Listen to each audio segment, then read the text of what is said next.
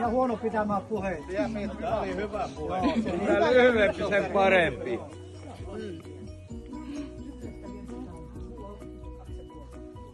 Ilmaherrakin näyttää vähän siltä, että se paranee. Niin, vanha taivas näyttää. Emme aamulla vielä. No, pitäisikö mun sanoa, että isolle veljelle paljon Hannulle onnea 70-vuotispäivänä, synnyit meidän perheeseen esikoisena. Et onneksi olkoon siitä. En tiedä, onko se ollut hyvä vai huono. Olet joutunut meitä muita neuvomaan ja hoitamaan tosi paljon silloin, kun sä oot ollut nuori.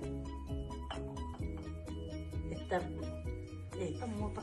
Hyvää syntymäpäivää. Moi Hane, isoveli. 70V on suuri luku. Kiitos kun järjestit tämän kokoontumisen, koska eihän me nähdä kerran vuodessa tai kerran 10 vuodessa. Edelleen pitkää ikää ja pysy terveenä. Moi Hannu. Onneksi olkoon. Kiva kun järjestit nämä juhlat, saatiin tulla. Nähdään kaikki. Onneksi olkoon. Yes. Hei hyvät ystävät ja sukulaiset. Hannu 70. Rallilantie. Mikä? Joku. Mikä tää on? Mikä Sattila kuitenkin. Ja Mattanalle kanssa onnea. Joo.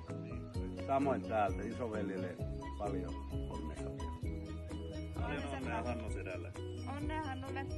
Hannulle paljon onnea. Onnea isoveljelle. No, paljon onnea hänelle. Moro.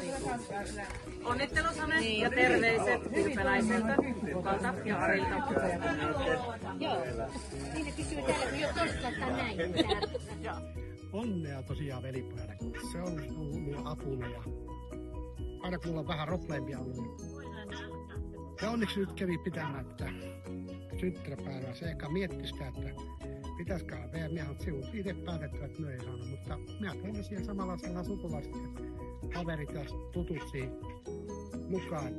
Ja innossa onneksi ja olen tyytyväinen.